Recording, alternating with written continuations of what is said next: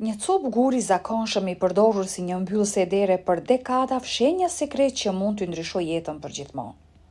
Kur Beni kuptoi çfarë kishte në dorë, ai nuk mund të besonte diçka nga një tjetër botë që kishte qëndruar pranë tij gjatë gjithë kohës. Çfarë do të bënte me këtë zbulim që do të ndryshonte jo vetëm fermën e tij, por të ardhmen e familjes së tij? Buri ishte mjaft entuziast gjatë telefonatës. Ai kishte përdorur gurin si mbyllëse dere, por duhej ta shihte sa më shpejt. Ora dukej si një përjetësi, dhe ai u hodh nga makina sapo ndaloi. Eksperti siguroi gurin me një shprehje të habitur. "E dini çfarë është kjo?" pyeti ai. Atëherë Ben kuptoi se jeta e tij po ndryshonte përgjithmonë. Ben buzëqeshi ndaj çiftit të moshuar teksa vendosën një çmim për fermën e vjetër dhe tokën për rreth.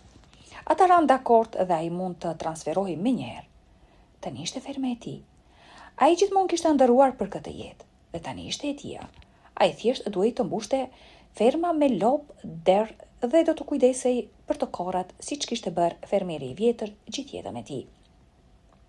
Ai nuk kishte zotruar kur më parë një fermë, por ishte i vendosur të mësonte. Ndërsa dilnin jashtë, diçka i tërhoqi vëmendjen.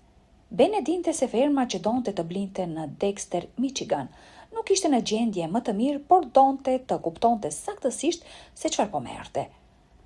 Pas një kohe, duke shëtitur pronën, ai nuk mundi të mos pyes burin e vjetër nga i cili kishte bler pronën se çfarë ishte. Buri buzëqeshi dhe i tha se ishte një mbyllëse dere. Ata i kishin përdorur gurin për mbi 50 vjet për të mbajtur dyert e hambarit hapur. Babai i burit të vjetër i kishte thënë se ishte i veçantë, por ai dishonte se ishte thjesht për të mbajtur të entuziazmuar e për të ushqyer derat. Ben bëri shenjë me kokë dhe e përshëndeti përsëri. Buri i tha të vazhdonte të përdorte gurin dhe se kishte vlerë për të. Ai bëri një sy dhe shkoi drejt të kamionit të tij të vjetër. Ben nuk e kuptoi se çfarë donte të thoshte, por vendosi të respektonte kërkesën e tij.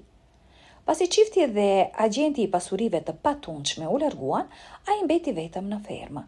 Kishte çelsat e portës kryesore dhe të gjitha dyerve të shtëpisë. Ai ishte aq i kënaqur me blerjen sa vendosi të bëjë një shëtitje rreth pronës. E dinte që babai i tij do të ishte i lumtur dhe si pjesë e pensionit, Ben do t'i ofronte atij një shtëpi në fermë dhe mundësinë për të ndihmuar nëse donte. Ai e dinte se babai i tij do ta donte, por nuk kishte asnjë ide se kjo fermë kishte më shumë sekrete se sa dukej. Ben ndjeu aromën e tokës së lagur dhe të kompaktuar dhe shiut ndërsa ecte rreth pronës. Kishte një fushë të hapur pas hambarit ku ai imagjinonte të mbillte çdo kulturë që babai dëshironte.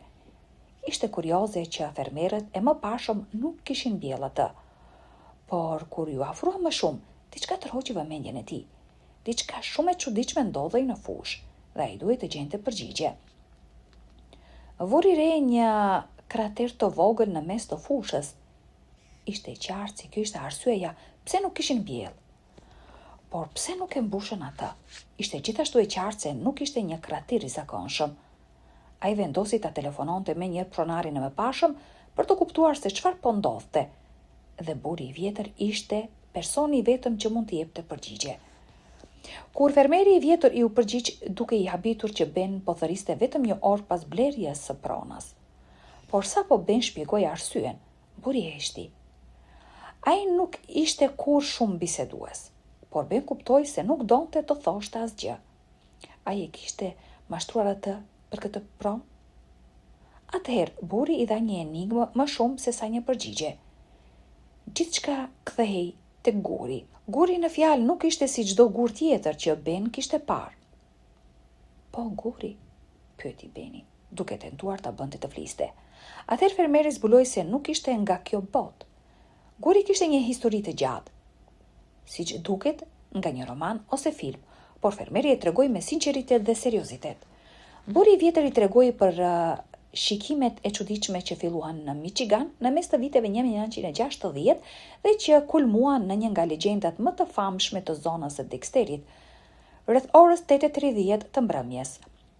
Më 20 mars 1966, Frank Manor, babai i burit, po kalonte një mbrëmje të qetë në fermë kur ai dhe djali i tij adoleshent pan drita në qiellin e natës. Sipas shpjegimit të burrit të vjetër, babai dhe vëllai më i madh, Roland, pan nga dritat e fermës një objekt të çuditshëm që dukej se u ul në fermën e tyre. Frank dhe Roland vrapuan menjëherë për ta hetuar, por mbetën të hutuar nga ajo që pan. Topi i çuditshëm i dritës qëndronte pa zë mbi një zonë të lagësht të fermës. Sipas Frankut, objekti u zhduk dhe u shfaq përsëri rreth 500 metra më tej vetëm disa sekonda më vonë. Ai kujtoi të kishte dëgjuar një tingull të mbret si plumb i këmbyer nga një objekt. Pastaj drita u zhduk. Kur Frank Manor lajmëroi policinë, ata kuptuan se nuk ishin të vetmi që kishin parë diçka të çuditshme atë natë. Disa policë që patrullonin zonën gjithashtu kishin parë diçka dhe njerëz të tjerë kishin raportuar shikime gjatë gjithë javës.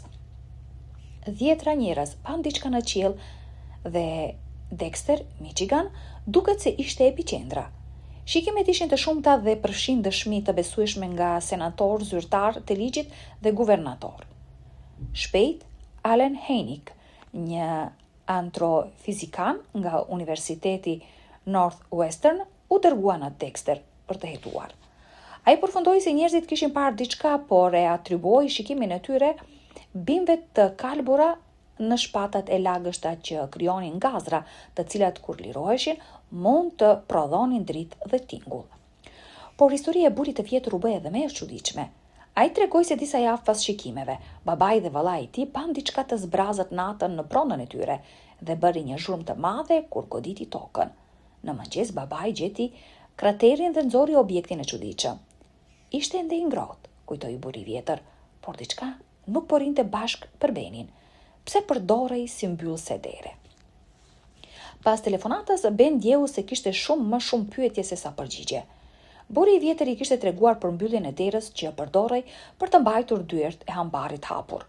Ai vendosi ta shikonte më afër. U kthye tek hambari dhe gjeti gurin në tokë. Dukej se kishte qëndruar aty një kohë të gjatë, mbuluar me bardh, por ende kishte diçka magjepsëse tek ai. Ideja që një gur i çuditshëm ishte përdorur si mbyllëse dere mund të kishte ndryshuar perceptimin e Benit për objektin e zbetë. Nëse dikush e kishte përdorur atë si objekt të pavlerë për 30 ose 40 vjet, qartë nuk vlente asgjë, apo jo? Dhe kështu, për 8 vite të ardhshme, guri mbeti aty ku ishte qëndruar dekada të tëra në hambar, duke mbajtur derën hapur deri në një rënë meteoritësh. Ben tani kishte familje dhe të gjithë e dinin se guri ishte i veçantë në një mënyrë të pazbuluar. Ata kishin nënvlerësuar një copë tjetër të botës derisa më shumë gur ra nga qielli dhe njerëzit filluan t'i shfaqin në lajmet e mbrëmjes. Njerëzit në të gjithë Michiganin po gjenin meteorite në oborët e tyre pas rënjes së meteorëve në vitin 2018 dhe sigurisht nuk po i përdornin si mbyllëse dere. Shumë njerëz kuptuan se kishte mundësi të fitonin një shumë të mirë parash nga këto gur hapësinor të shpërndar në Michigan, të nxitur nga entuziazmi papritur për meteoritet. Ben vendosi se mund të kishte më shumë për gurin që fëmijët e tij kishin marrë në shkollë për të treguar dhe shpjeguar të gjitha këto vite. Por së pari, ai duhej të kuptonte nëse ky gur i çuditshëm ishte me të vërtetë i veçantë apo thjesht një histori e gjatë nga fermeri që e kishte zotruar tokën. Ben e dinte se duhej të kontaktonte njerëzit e duhur. Fatmirësisht, një mik i tij, që kishte studiuar gjeologji në Universitetin Central Michigan, e orientoi tek një ekspert. Shpejt Ben ishte në telefon me doktor Nestor, e cila pranoi të ekzaminonte gurin. Edhe pse nuk priste shumë, ajo që fermeri i vjetër i kishte thënë Benit, e shtyu të kontaktonte një profesor tjetër nga Universiteti Shtetror. Kur Ben përshkroi gurin, profesori u tensionua papritur dhe i tha se do të ishte në fermë brenda një ore. Duhej të ishte diçka e madhe. Ai la gjithçka për të parë gurin që Ben kishte përdorur si mbyllëse dere. Kur eksperti arriti dhe shikoi gurin, mezi mund të fliste, Ben menjëherë kuptoi se jeta e tij po ndryshonte. Profesori shpjegoi se kishte ekzaminuar qindra meteorite të supozuara të sjella nga njerëz shpresë plot gjatë viteve, por pothuajse të gjitha ishin të thjeshta. Por që nga momenti që pa gurin e Benit, e kuptoi se nuk ishte i zakonshëm. Nevojiteshin teste për ta konfirmuar, por ai ishte tashmë i bindur. Ajo që Ben kishte përdorur si mbyllëse dere për 50 vjet, ishte shumë e vjetër dhe shumë e vlefshme se sa e kishte kuptuar. Për këdo në këtë fushë, gjetja e diçkaje të tillë ishte ekuivalente me gjetjen e Shën Gralit. Profesori dërgoi 2 copa të vogla tek doktor Simpson për konfirmim zyrtar. Sa po mbajti specimerin, e quajti gurin më të vlefshëm që kishte egzaminuar ndonjëherë. Nëse dyshimet e tyre do të konfirmoheshin, meteoriti mund të vlente deri në $100,000, duke peshuar mbi 22 pound dhe besohet se ishte i 6-ti më i madh i këtij lloji që ishte gjetur në Michigan. Para se të dërgonte mostrat, profesori bëri një test me reze X për të konfirmuar përqendrimet e hekurit dhe nikelit dhe leximet përputheshin përfundimisht. Analizat e mëtejshme nga doktori konfirmoi se asnjë dyshim se ishte një meteor hekuror. Ai shpjegoi se guri ishte metalik, me formë të çrregullt dhe i mbuluar me gropëza të ngjashme me gishta, formuar gjatë kalimit të tij në atmosferë. Me rëndësishmja, copa tregoi një model. Tjetër, një strukturë kristalesh që formohet vetëm në hapësirë dhe nuk mund të riprodhohet në tokë. Nuk ishte dyshim, mbyllësja e derës së Benit ishte një meteor real. Ndërsa Beni ishte i emocionuar, ai njoh gjithashtu një konflikt. Guri ishte gjëja më e jashtëzakonshme që kishte zotruar ndonjëherë. Megjithatë, ai e dinte rëndësinë për komunitetin shkencor. Pasi gjeologët përfunduan ekzaminimet, ai duhet të vendoste nëse do ta mbante, ta shiste për një muze apo ta lejonte një koleksionisti privat ta blinte. Ben kuptoi se nëse e shiste, meteoriti pothuajse sigurisht do të përfundonte në një muze, ku mira vizitor mund ta shihnin dhe vlerësonin. Ai kuptoi se ndarja me botën ishte gjëja e duhur dhe shitja do t'i lejonte të përmirësonte pajisjet e fermës dhe të krijonte një fond kolegji për fëmijët e tij.